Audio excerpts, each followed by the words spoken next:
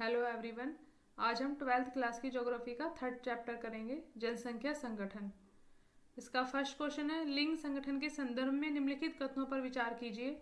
First है, नियंत्रित लैंगिक भेदभाव वाले प्रदेशों में लिंगानुपात निश्चित रूप से स्त्रियों के प्रतिकूल होता है। सेकंड है, लिंगानुपात में स्त्रियों का अनुपात अधिक होना यह बताता है कि उनका स्तर निश्चित तौर पर बेहतर है। उपयुक्त में से कौन सा या कौन से कथन सही हैं? ऑप्शन ए है केवल एक, ऑप्शन बी है केवल दो, ऑप्शन सी है एक और दो दोनों, ऑप्शन डी है ना तो एक और ना ही दो। तो इसका सही आंसर है ऑप्शन डी, ना तो एक ना ही दो। जनसंख्या में स्त्रियों और पुरुषों की संख्या के बीच के अनुपात को लिंग अनुपात कहते हैं। लिंग अनुपात किसी देश में स्त्रियों की स्थिति के संबंध में महत्वपूर्ण सूचना होती है।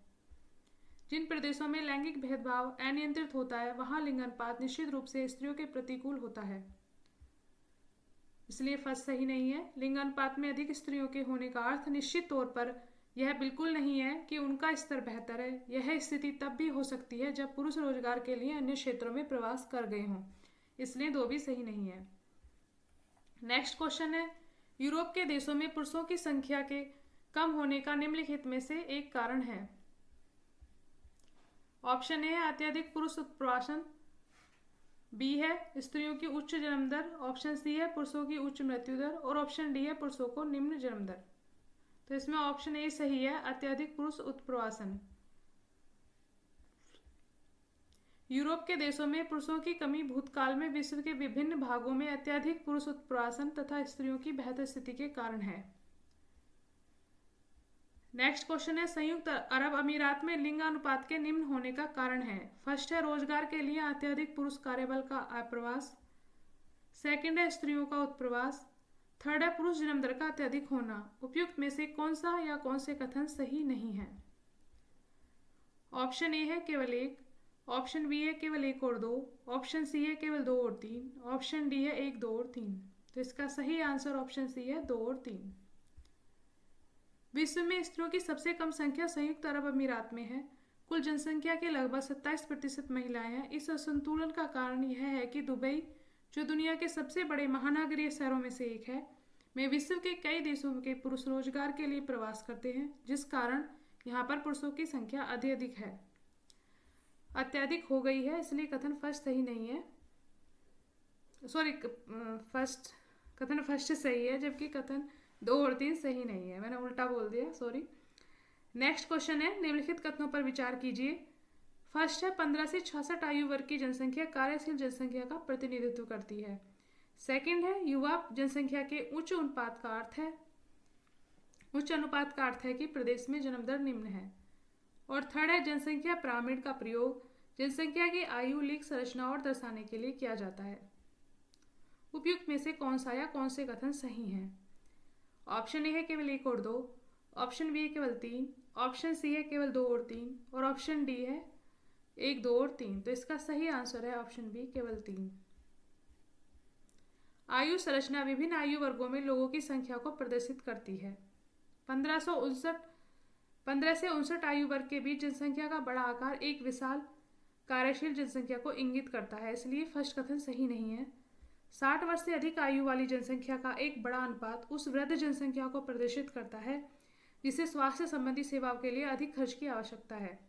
इस प्रकार युवा जनसंख्या के उच्च अनुपात का अर्थ है कि प्रदेश में जन्म दर ऊंची है, वह जनसंख्या युवा है, अतः कथन दो सही नहीं है। नेक्स्ट है, भारत जैसे विकासशील देशों में स्त्रियों के नगरीय अनुपात के कम होने का कारण है। फर्स्ट है आवास की कमी, सेकंड है रहन सहन की उच्च लागत, थर्ड है सुरक्षा की कमी और फोर्थ है रोजगार के अवसरों की कमी। तो ऑप्शन है केवल एक, दो और तीन, ऑप्शन बी है केवल दो और तीन, ऑप्शन सी है केवल एक और चार और ऑप्शन डी है एक दो तीन और चार। तो इसका सही आंसर ऑप्शन डी है एक दो तीन और चार।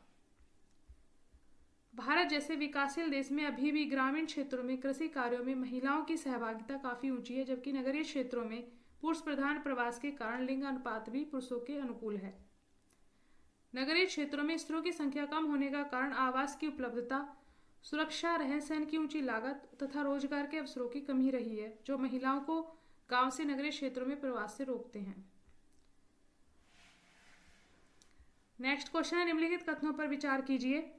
फर्स्ट है, पश्चिमी यूरोपीय देशों के नगरीय क्षेत्रों में पुरुषों की अपेक्षा स्त्रियों महिलाओं की संख्या अधिक होने का कारण इन क्षेत्रों में स्त्री जन्म दर का अधिक होना है। सेकंड है, पश्चिमी यूरोपीय देशों में ग्रामीण क्षेत्रों में स्त्रियों की अपेक्षा पुरुषों की संख्या अधिक है। उपयुक्त में से कौन सा या कौन से कथन सही नहीं है? ऑप्शन ए है केवल एक, ऑप्शन बी है केवल दो, ऑप्शन सी है एक और दो दोनों, ऑप्शन डी है ना तो एक ना ही दो। तो इसका सही आंसर ऑप्शन ए है केवल एक।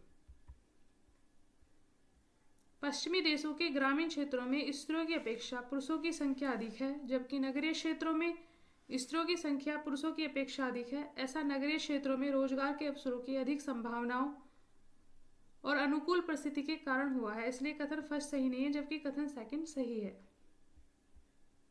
नेक्स्ट क्वेश्चन है, निम्नलिखित में से कौन सा कथन सही है? फर्स्ट है, किसी देश में साक्षर जनसंख्या का अनुपात उसके सामाजिक आर्थिक विकास का सूचक होता है। सेकंड है, भारत में साक्षरता दर 14 वर्ष से अधिक आयु वर्ग वाली जनसंख्या के उस प्रतिशत को सूचित करता है जो पढ़ लिख सकता है और जिसमें समझ के साथ अंकगणितीय परिकलन करने की योग्यता है। ऑप्शन ए है केवल एक, ऑप्शन बी है केवल दो, ऑप्शन सी है एक और दो दोनों, ऑप्शन डी है ना तो एक ना ही दो। तो इसका सही आंसर ऑप्शन ए है केवल एक। किसी देश में साक्षर जनसंख्या का अनुपात उसके सामाजिक आर्थिक विकास का सूचक होता है, क्योंकि इसमें रहन सहन के स्तर, महिलाओं की सामाजिक स्थिति, शैक्षणिक सुविधाओं की उपलब्धता तथा सरकार की नीतियों का पता चलता है।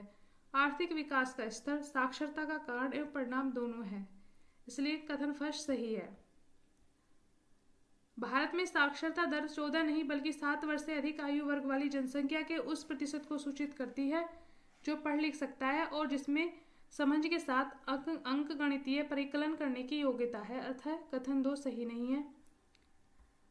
भारत की जनगणना 2011 के अनुसार 7 वर्ष और इससे अधिक आयु वर्ग वाला जो किसी भाषा में पढ़ लिख सकता हो उसे साक्षर कहेंगे। तो यहाँ ये हमारा चैप्टर समाप्त होता है। Thank you everyone.